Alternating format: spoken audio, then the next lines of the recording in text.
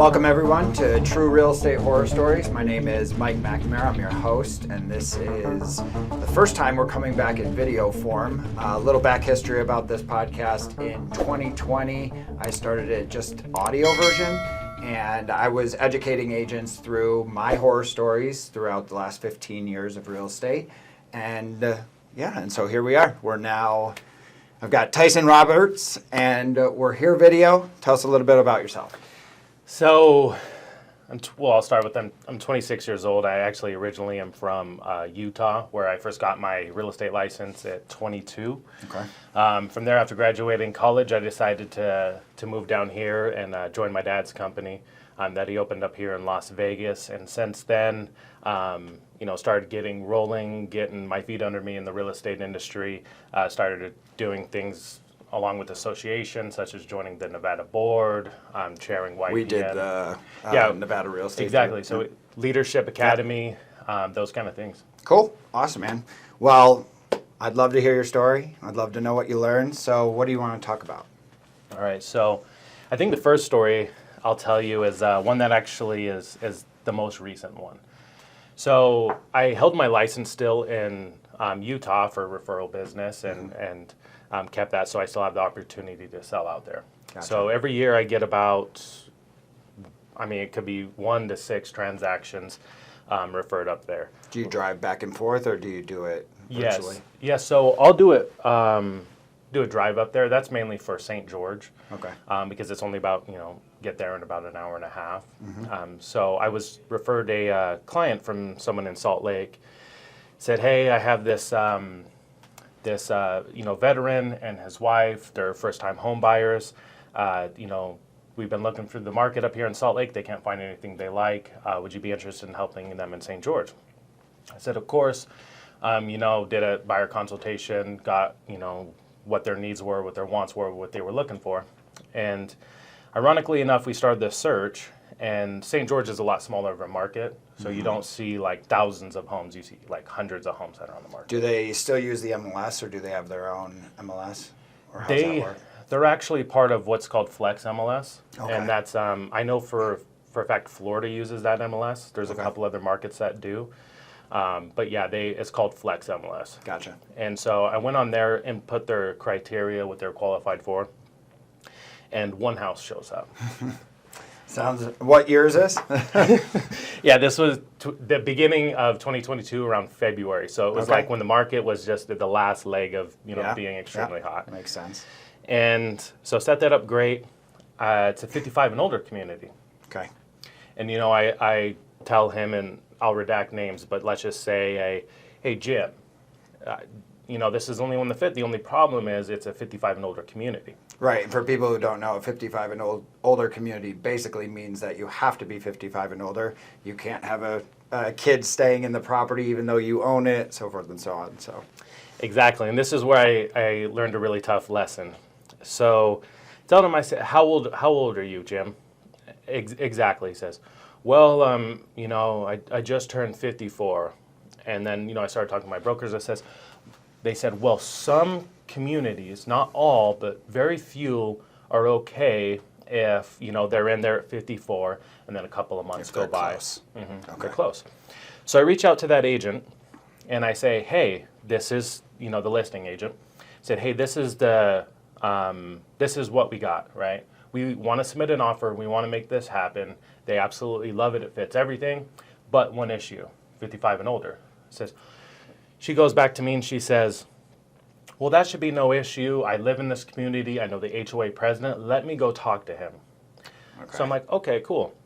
And then she comes back to me. Luckily, this is all text message, so documented. Yep. And she says, yeah, you are all good. Send over the offer. Okay, perfect. We were on a little bit of a time constraint, so we submitted the offer before actually viewing the property. Okay. We go and view it, and I'm driving through this 55 and older community, and this lady owns that community. I'm talking, I saw 7 for sale signs with her face. Like, she runs this community. So I start in the back of my mind trusting, like, okay, she knows what she's doing. Exactly. Yep. This is okay.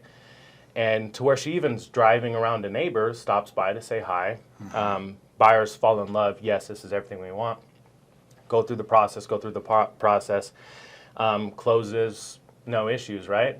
Until about a week after it closes, I get a call from the HOA president. And he says, hey, we have a big problem here. And I go, oh, shit. You knew exactly. And I was like, I knew where this was going. He said, yeah. It was like, it's interesting. I met a gentleman and his much younger wife. And I was like, because the wife was 27. Oh. And from my understanding, and I didn't double check this, but it's a spouse would be fine in most cases. Again, a lot of those communities have some different stipulations. Right. And basically said, we have a problem. You sold a house to someone that's not 55, and on top of that, he's not even close. He's 52. And I like froze, and I was just like, hey, I'm not trying to just bullshit you here, but he told me he was like 54. About to, And the realtor said that she spoke to you and cleared it all. He said, nobody ever spoke to me. And then he's like, we have a big issue. We need to figure out how to get this fixed and undone. Right. I'm gonna talk to our attorneys, and then you'll hear from me. Do they provide resale packages? Those type of communities, do you know? It's a little. I know bit they different. do here. Mm-hmm. It's a little bit different. So HOAs are actually pretty few and far between in Utah. Okay. But the 55 and older communities do, yes. But it's just called the CC&Rs. Just the CC&Rs, just the rules and regulations. And that's all you'll get. Okay. There's nothing else really too in depth with it. And that's a good point, is always make sure you double check. Right. Absolutely. And of course, I advise my clients at any time to say, hey, make sure you read through and understand everything, because these are basically the rules to where you live. Mm-hmm. And, you know, my stomach drops immediately after that call. I'm talking to the agent, says, she goes, I never said that. And I'm like, okay, I'm going to pull up screenshots. She says, oh, no, I talked to the vice president that said it should be fine, but you have to submit it to the board. Yeah, which was never in the documentation of your text message conversation. Mm-hmm. So why it's so important to document everything. So exactly. Everything in writing. Even if you have a phone call, you're going to want to follow up email, follow up text, Correct. Make sure a recap of the conversation. Yeah. And what's worst is the wife's brother was the loan officer too. So not only do I have him pissed at me, I have the wife pissed at me, I have the husband pissed at me, to where the husband and wife wouldn't talk to me for a few days. Mm-hmm. I spoke to the loan officer, and I just said, hey, this is what happened. I take full responsibility, but just so you know, this is what transpired. Mm-hmm. Talking to my broker in Salt Lake, I'm talking to my brokers down here, you know, what can we do? And the funny thing about St. George is why it was an issue is because you have a retirement area, and it's a very conservative, traditional area as well. Gotcha. And you have a guy in his 50s whose wife is 27. So the look, everything just goes against what they're wanting. And it was to where, like, I spoke to the wife right before closing and said, yeah, like, the HOA wants to meet me. Like, they introduce their new members. It's a very, like, tight-knit community. Yeah. So that was an issue right away. I mean, I pulled up the CC&Rs. I read every single word twice of 70 pages. And luckily, I found a section in it that stated 20% occupancy could be under 55 if it meets these criteria. And the husband was more so fine, according to that. CC&Rs actually allowed a little bit of leeway. Right. But again, that was something you'd have to clear through the board. Someone under 55 could live there as a spouse if they were in a profession that would benefit the members of that community. The wife worked at the hospital. Okay. And medical professional was one of the things that could benefit that. So I kind of had that in my back pocket. And here's the thing, too, is why you want to get everything writing. And you want to be 100% sure. Never trust the other agent, because that agent knows everybody in there. I'm this young kid selling in their community who doesn't live there, who lives in Vegas. All my email signature stuff is Vegas, my phone number. Basically, I told the buyers, like, hey, I'm gonna fight my ass off to make sure you do not lose this home, that you will be there. And meanwhile, my Utah broker, he's awesome. He was actually my dad's broker when he first started real estate, and he just goes, "Oh yeah, don't worry about it. Like they would have to go through, legal fees and all this stuff, and by then they would both be 55, Right. And that didn't help though, because I'm like still freaking out about the. And you also still have a mad client. You have people reaching out to you wanting a resolution. So I only the lender, the wife's brother would speak to me, and then the wife would speak to me. And when I would call the wife to give her updates, I was calling them multiple times a day. Hey, this is what we're doing. This is what I need. This is kind of where we're going. I mean, I heard the husband in the back cursing my name, yelling, and I just felt sick to my stomach. I'm like, what did I just do? And I'm like, I don't care what happens. Take my Utah license. Yeah. I want them to not lose this home. Right. And, I talked to the board president and I said, hey, me and my broker come to your next board of directors meeting. I take full responsibility.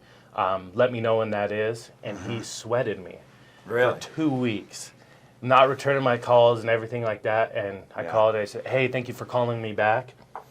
And, we still intend on planning the board meeting. When is it? And he just goes, no, we already met. And then I'm like, oh, shit.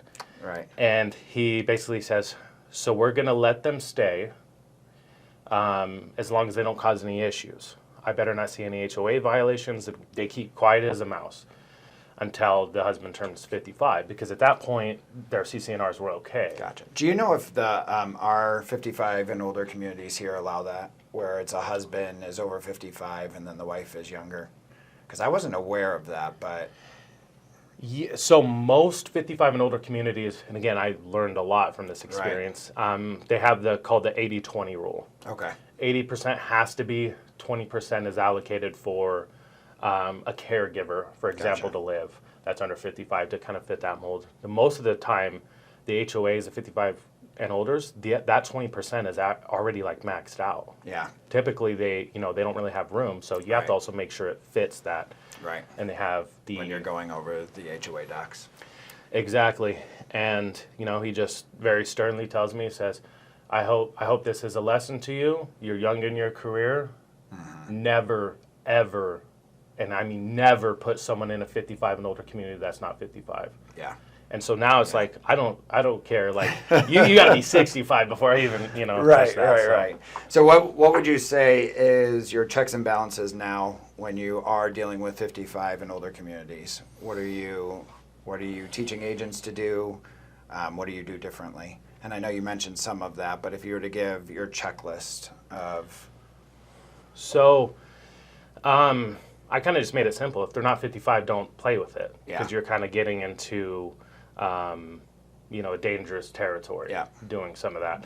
I think it's also being very careful that, we're both very good people and we run our businesses where we're honest to the agents that we're talking to the max level, right? And then, I've always been very trusting of other agents and just expecting them to be the same that I am. And I've learned very quickly in this career that as much as I want that to be true, I am now very careful about trusting other agents' opinion. And just like you said, I document everything that I do, and I almost double check everything just to make sure that agent's actually telling me the truth. Exactly. Right? All right, so you have one more story for me. What do you got? Correct. So this one wasn't as big of a deal as the other one, but this was actually one of my first transactions here when I moved to Vegas, and I learned a lot from it. Right. So I meet this this couple at an open house, and they love it. They wait for the other people to leave. He says, how much? We kind of go through the process. Hey, well, there's another house down the street. Take him to that. They immediately fall in love with this house. I'm like, okay.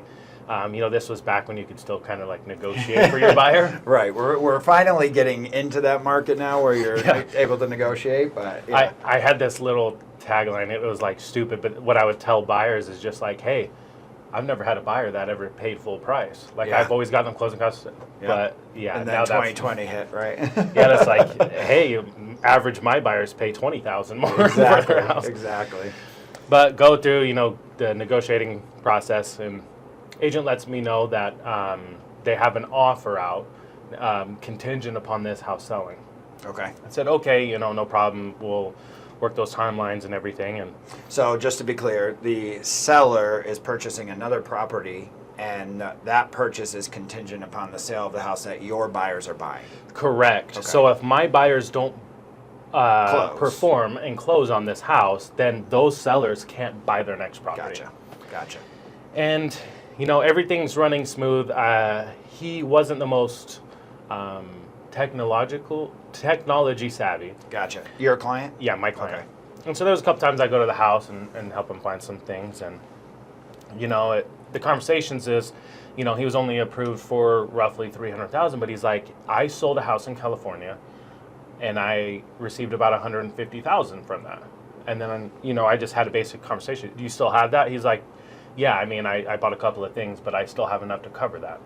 So, Cover his down payment or cover the full purchase? Cover the down payment. So okay. he had so about he is getting a loan. Okay. Yeah, he has basically he's putting $120,000 down. Okay. And he's financing, I believe it was like $296, and the purchase price was like $394 or something like that. Okay. And so, we go through, great, and, I tell him, I said, hey, we can go do the walkthrough. Congratulations. Now all you need to do is you're going to get instructions from the title company to go ahead and wire that money from your bank. And he goes, from my bank? And I go, yeah. He was like, oh no, I don't have that money in a bank. And I was like, John, where do you have that money? Yeah. He's like, it's in a cashier's check in a safety deposit box. And I'm like, are you serious? We all know that. That takes time to yeah. clear and the whole works. So. Uh-huh. And I called the lender and said, hey, this is, what do we do? Mm-hmm. And she says, as long as that amount is exactly what shows on his settlement statement from the house he sold, we'll be fine. Meaning that check amount that he has in a cashier's check, as long as that amount is exact. Down to the cent. So the odds of that are extremely slim. Yes. And Okay. so I say, okay, John, you have, you need to get the settlement statement. And we hounded the previous realtor that they used to sell their house. Got that. Said, okay, you got $150,000. Like, is that check $150,000? Right. He goes, well, no, I bought a couple of things. And I was like, well, what'd you buy? He's like, well, I bought a car and I bought some stuff for my kids, but I have 120. Like, I'm good. Call the lender. Lender goes, we need the receipts for every single thing he bought. This is interesting. I've never heard of this. I know. Okay. And he would go to his safety deposit box, cash the check, take out what he needs it, re-put it in the cashier's check, and then put it back in the safety deposit. Do you know why he did that by chance? He didn't trust the bank. Oh, okay. Mm-hmm. Gotcha. He felt that if he tied up that amount of money, You couldn't get it back or whatever the case may be. uh-huh. Okay. And I'm like, are you serious? I'm sitting in his living room going through all his boxes of records, me, him, and his wife, pulling out everything, trying to find the receipt for the car, some of the maintenance that was paid. Like, lucky there's 4 or 5 items that we found them all. But one thing I forgot to mention is once we ran into that hiccup, I called the other agent. I said, hey, I know it's 3 days before closing. This is what we're dealing with. Mm-hmm. He goes, that's not really good. I didn't really tell you the full scope. Not only is my seller's contingent upon buying a house, their offer is on a seller that's contingent upon buying another house. So 5 houses deep. So it's 5 houses deep. So Excluding your us. transaction screws up an entire list of deals going through. So there was a total of 5 transactions, basically, that were all linked together on contingencies. Yeah. Wow. And I'm like, are you serious? It was like, yeah, yours blows up. That causes a chain reaction and screws up 5 transactions. I'm not just screwing up my own. Yeah. Anyways, like it all ended up working out. We got the receipts and everything. And So just so I'm clear, the title company was willing to take the cashier's check and all of the receipts as long as it matched the exact amount, and they were willing to close on the deal without extending the escrow and without cashing that check? So luckily, he did have to cash it, Okay. and they had to source the funds. So But he had to cash it, put it in his bank, and then he had to prove Yeah. where all of the other money was missing. So luckily we put together a paper trail. That was That the makes timeline. sense. Okay. He got the 150. He bought a car. He did this maintenance. He Okay. gave this money to his daughter. Yeah. That kind of thing. So Gotcha. we did extend, I want to say, a couple of days. Sure. And you want to know the funny thing about I think it's kind of odd.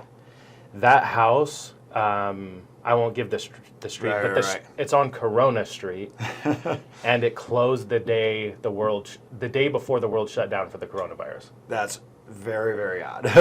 Yeah, and I just seem to get just tied up in some of the Yeah. weirdest stuff. Yeah. What do you do now? What do you do now when you're talking to your buyers and you're prepping them for the process of purchasing? Do you take them through anything? Because what I do is I have a buyer's consultation. I take them through, the steps of purchasing a property. I also take them through my responsibilities as an agent when representing them. And when I talk about the lending side, I let them know, in 2008, everything was a game. It didn't matter where the money was. Everybody's files just got stamped and approved. Now they do things very different to where if you take $10,000 cash that's sitting in a safe and you put it into your bank account, the lender's going to want to know where that came from. It needs to be seasoned money, so forth and so on. So do you do that type of a process when you're sitting down with your buyers now? Yes. So fortunately, I really believe that every realtor should be doing a buyer consultation, buyer brokerage agreement. Luckily, in Utah, you can't write an offer on anything until you have a buyer brokerage agreement signed. I remember you telling me that and saying that should be a rule here because it works out great. And I believe the state is working on making that required, which is going to make it hard for a lot of agents that don't practice this. Right. I used to have a very, very strict process of we didn't go look at anything until you came into my office. We had the buyer's consultation. We went over all the expectations. But I bend that rule a little bit because I heard, I think it was a year or two ago, one of the top agents where their team did over a couple billion in volume. Yeah. Thousands of agents. And he said that their team does a one freebie. If it's an internet lead or someone calls you, I'll meet you at the first house. Yeah. I'll show it to you, but after that, you're getting a buyer consultation, even if it's done on the hood of the car. Well, and I understand that because, especially with an internet lead, the main thing with an internet lead is you want to get in front of them. You just want them to see what type of person you are and build that trust as quick as possible before they sit in front of somebody else. 100%. And sometimes when you require that buyer's consultation right up front, with an internet lead at least, it almost pushes them away a little bit. So I agree with sometimes meeting them. I have to go through a list of questions to really see, how qualified they are per answering my questions. But with that being said, I'll bend that rule a little bit. And I think the consultation process is so vital, and it really lets you show your professionalism and 100%. help almost clear all objections and anything that can happen and set the stage for expectations. I mean, I did a listing consultation to my aunt, and I said, I went through the same process I would go if it was a for sale by owner, expired, referral, whatever. And she actually said something. She said, I thought you were just going to hand over the papers and sign them. I said, no, I want to make sure you go through the expectations for me and what expectations you have. Yeah, I actually think it's even more important when it's a friend or a family member to take them through that process because you don't want to ruin a deal or you don't want a deal blowing up with a family member or something like that because you're always around them. They're not just a client that disappears. They're in your life the rest of your life. So exactly. So a lot of the experiences is there's always something to learn from each transaction that you could do better. And for me, it's similar to you is okay, I'm going to be asking you a list of qualifying questions. If you're hesitant to my process or hesitant to the questions, there's something off there. Yeah. You know what I mean? Yeah. And if, I'm totally okay if we're not a fit or you want someone that's just going to not make you sign any documents, take you to whatever house you see and just, you know what I mean? Yep. Then that's fine, but I'm just not your guy for that. Yeah, I do the same thing. It's a checks and balance to make sure I have a solid client. So exactly. So if we have time, I have one more story. Yeah. Nothing that I love them all. learn from, but it's just it was just one of the most eerie experiences like I've ever had. I love it. We'll finish on it. Let's do it. Okay, so again, practicing in southern Utah, there's a couple of really, really small towns. There's a town called New Harmony, which you just basically take the 15, get off on this like beat up highway, and you take it for about 45 minutes into a population, or a town with a population of about like 1,000. Mm-hmm. And on that road, there is big, like, nice houses that are on like 5 acres, like almost just a couple of 5-acre lots. I have some buyers from California that are looking there, say, okay, cool, we'll make the drive up there. And pull up, we start looking at the house, right? And we walk in the door, and the first thing that I thought was odd is we look at the shoe arrangements. And it goes, the biggest shoes, which is a man's shoes, a woman's shoe, a woman's shoe, a woman's shoe, a woman's shoe, daughter's shoes, daughter's shoes, Gotcha. daughter's shoes, daughter's shoes, with like 12 pairs of shoes right here. And in my mind, I know exactly So what do we're I stepping think. into. Yeah. Uh-huh. Yeah. And they're not as familiar with the area, so, you know. And we go through, and basically how it's set up is all the bedrooms were on the top, and you had to go through this kind of weird staircase up into them. Yeah. And we look into one bedroom. It's like, okay, the closet has all women's clothes in it. Right. Okay, we walk into the next bedroom. There's all women's clothes in it. We walk into another bedroom. No, actually, at this point, we're into the master bedroom. And it's very masculine, like it looks almost like just like a single guy's bedroom. And it's all the men's clothes. And then the last 4th bedroom, all women's clothes.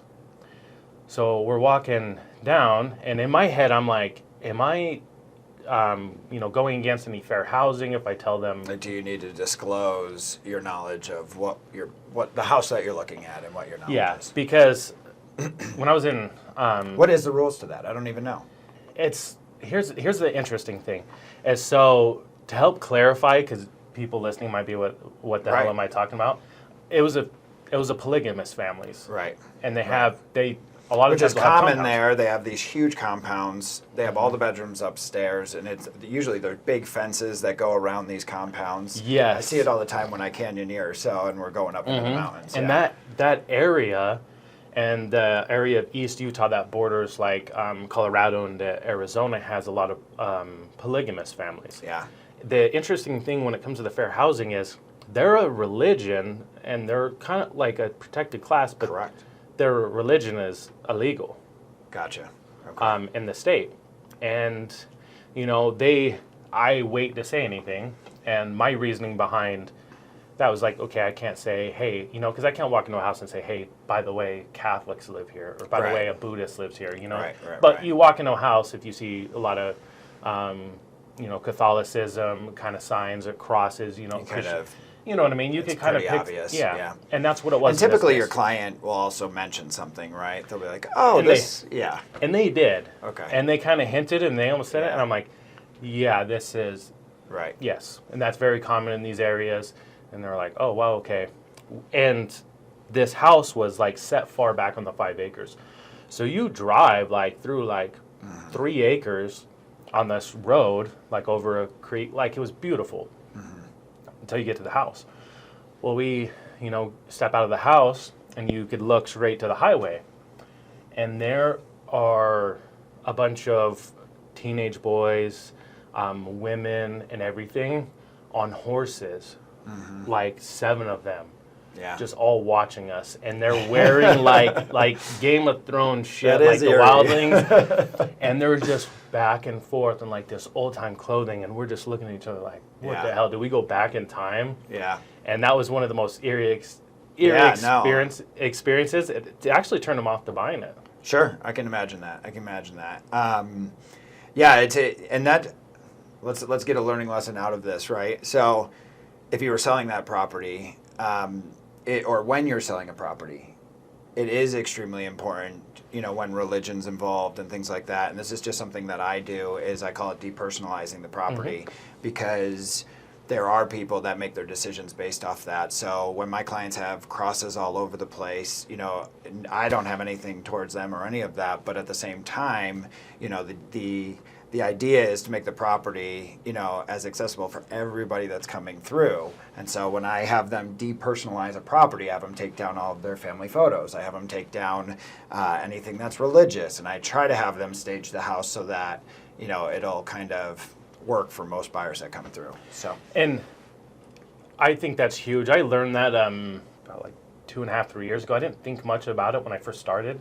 But yeah, I got to a point, and that's a conversation I have with all my sellers too. It just says, hey, family pictures, anything personal needs to come down. And I also add into, this is mainly from the dealings in Utah, because everybody has guns in Utah. And there's guns here, but it's I do like the same thing. Yeah. Lock them up or have them somewhere else. Yeah.